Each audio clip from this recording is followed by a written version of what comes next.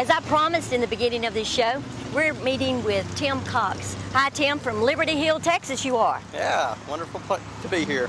Well, you're doing a lot of things all over the country.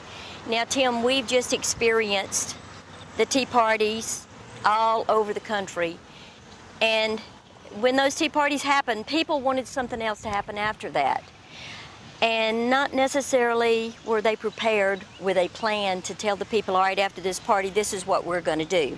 But you have written a book, and it's called Revolution, A New Plan for Selecting Representatives.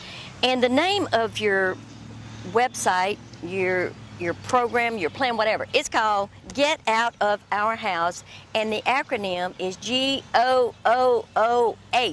Now, share with us what that really means, get out of our house. Well, I think that most of America is looking for something different. We really need to retake control of our country. So Get Out of Our House is simply a plan to replace all 435 members of the United States House of Representatives. We think that the politicians that are so worried about their career, the special interest groups that fund them, and the political parties themselves, that we the people are maybe fourth at best on their list of priorities. So what we've done is we've created a way to replace the politicians and put normal, everyday Americans, just like you and your listeners, into the House of Representatives. Do you think we can do that? Is that a possibility, a real living possibility? It absolutely is, and you can't think in terms of the way things have always been done. We've come up with a new way to approach the problem, a way that every person in America can participate in. And if we can just get the right number of people to participate, roughly 500,000 people in this country, we can take all 435 seats in the House of Representatives in the 2010 election. It's a nonpartisan process. We can completely get rid of the special interest money. We can do away with the parties, and we can get people just like you or one of your listeners and 434 other folks to go up there and represent us. Well, I'm excited about it because we keep doing the same thing over and over again and expecting different results, and that is the definition, the true definition of insanity.